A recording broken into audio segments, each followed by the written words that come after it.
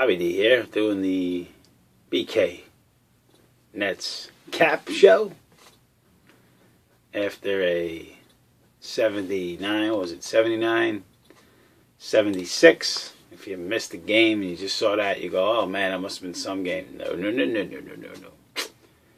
No, let's discuss this game, shall we? And the reason why Bobby D was pissed off for weeks, because knowing the Nets were going to get the 4 seed and going to face the Bulls, pissed off because of what we're in right now, a 2-1 hole. You know, if you recall, the last time we were in Chicago, I don't know if you can look stuff like this up. I'm sure you can. I would bet you my life that the score was 17-5 or something like that out the gate. And identically, it turned around immediately. Now, a little bit later in the last game we played against them, maybe in the second quarter, they blitzed us. But here it was up 17-5 out the gate, looking like we're answering the freaking bell, baby. We're answering the bell. And we proceed to go. You ready for this? I don't know if this is possible. 1 for 26 over the next 6 minutes of play. You heard me correctly. 1 for 26. Now, Bulls swarming D, unbelievable. Bulls play D. But I cannot tell you, it was at least, I would say 18 to 20 shots taken by these clowns tonight that were open looks and they just didn't make shots. The last shot of the game was a sum up of the entire contest. The inability to knock down jumpers. And it was all of them. Of course, CJ was the biggest culprit. I mean, he played well the first 2 games. He was disgraceful tonight. PJ, note, and put this in your book, Jerry Stackhouse is 40, and he's now shot 5 air balls in the series. 5.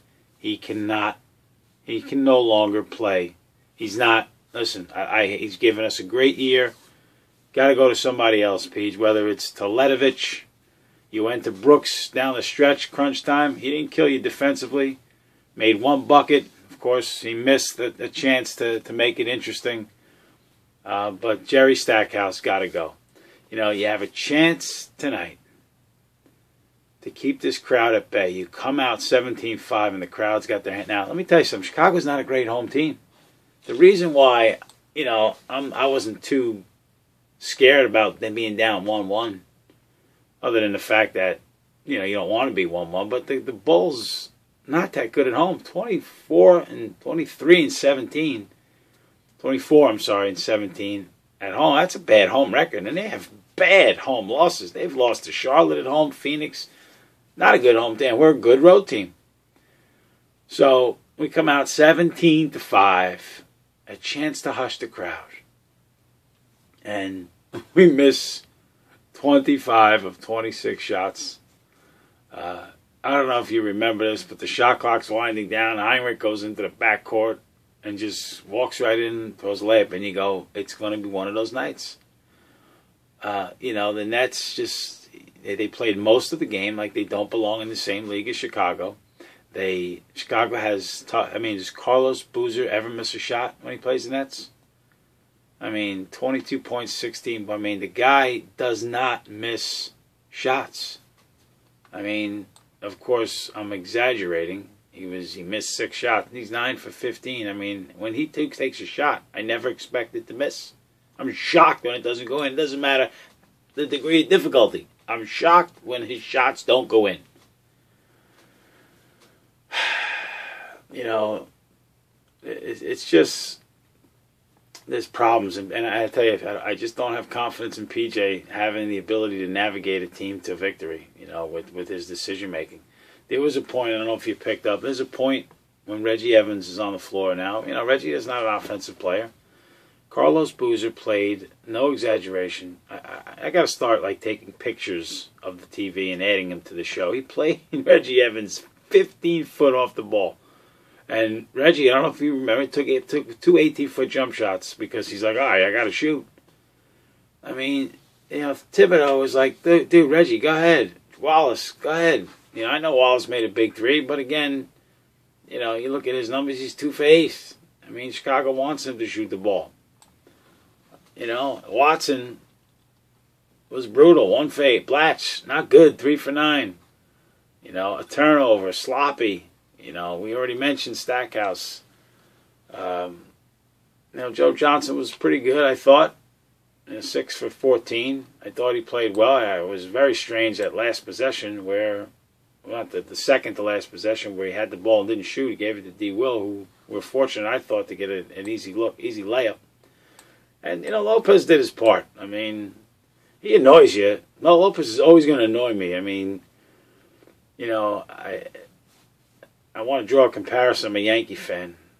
And Bernie Williams is a great Yankee, but he annoyed me a lot. Whether it was his base running or his just, always something about Bernie, although he came up big a lot. And Brook Lopez is kind of like that net to me. He's effective. I mean, look, he had 22.7 blocks, even had 9 rebounds. But he just has possessions where he annoys you, where he gets stripped, or he takes a shot awkwardly and it just doesn't look pretty.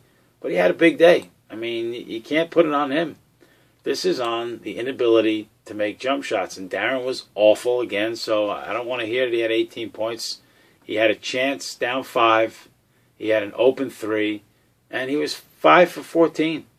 He was 5 for 14 with 4 assists. I mean, that's not good. That's 2 days in a row that your star was bad. And I don't want to give Chicago the credit for being great defensively tonight because I don't think they were overly great defensively. It was the inability to make friggin' jump shots. And, of course, down the stretch, big spots. Who do you have more confidence in? Yeah, I mean, Nate Robinson makes big shots. Noah comes out again. Noah, we're down 7, and he comes up with the offensive rebound, takes 30 seconds more off the clock. It's just, I knew this was going to be this kind of series. I said to my buddy at the gym yesterday, shout out to Jared, who's a Knicks fan, so not too much of a shout out. I told him, he said, good luck. I said, it'll be tied or, with a 1-possession game with a couple minutes to go. And, well, it wasn't exactly that, but it was. It was a 1-possession game with 6 seconds to go. And you can't ask for a better shot. I mean, you can't ask for a better shot. And he throws up an air ball, Watson. I mean, he was horrible today. And most of his shots were open shots that he missed. Same thing with Williams. Open looks. Stackhouse, he took 3 shots. All 3 were open looks. Blatch missed 6 shots. 4 of them open jumpers. Williams missed 9 shots. I would venture to say that 7 or 6 of them were open jump shots. And you see the difference in the game. They only turned the ball over 10 times, so don't tell me it was Chicago's defense. Yeah, Chicago did play some swarming D in the beginning, but this was about the inability to make jump shots, and I'll say it till I'm blue. It's the immaturity of this squad during the regular season that's put them in this position. I don't care what you say. You got to feel like if they finished with the 3, and I know you, Bob, get over it. No, I will not get over it. And don't tell me to get over it. Because I have a $330 million goddamn friggin' team. So I'm not getting over it. Not getting over it.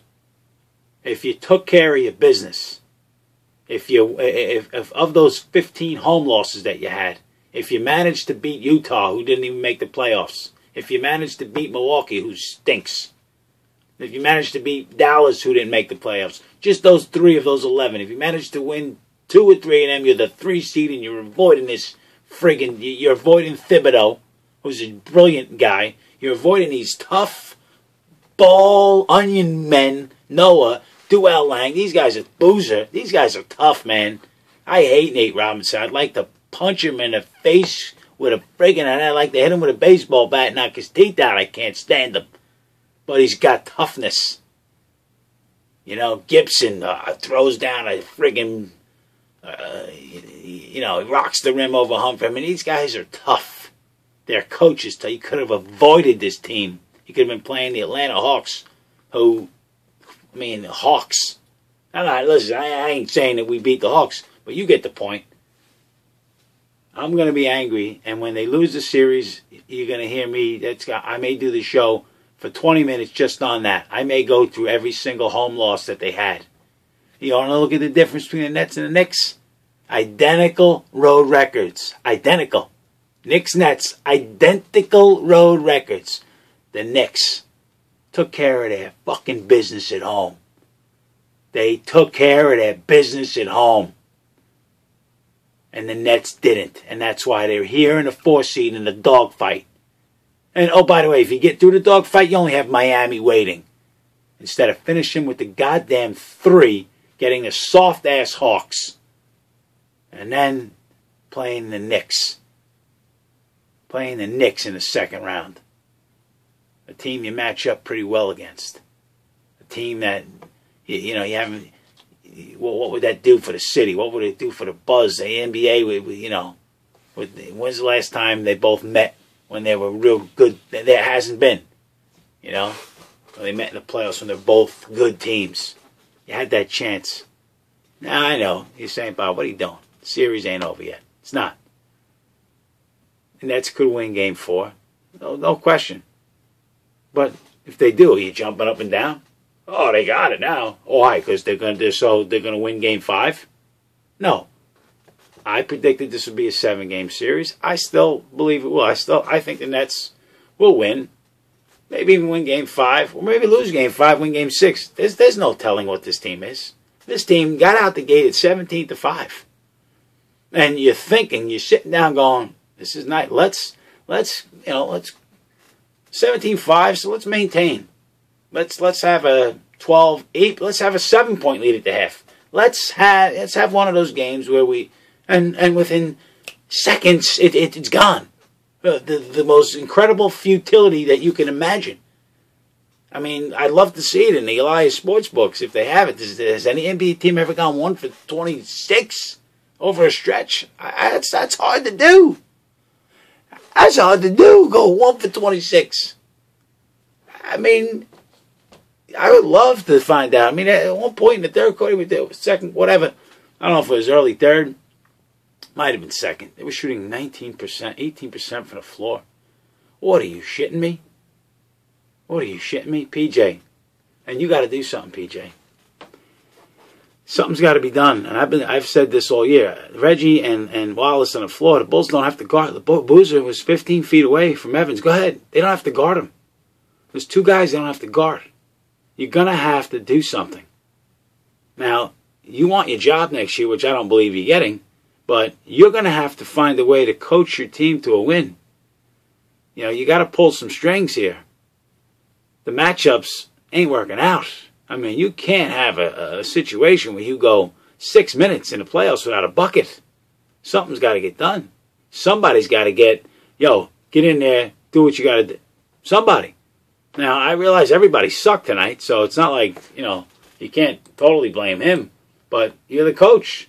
You got to figure something out. You got to figure some kind of a rotation out where, it's noticeable that you put your stamp on a game as a coach. I mean, game 1 you didn't have. What did you do? You didn't do anything. You wrote the lineup out. You sent the 5 guys out, and they blitzed them. You brought your subs in. They blitzed them, and you're up by 25 at the half. You didn't do anything. Rest of the day, but, from that point on, you really haven't coached, PJ. I'm being tough on you? I don't know.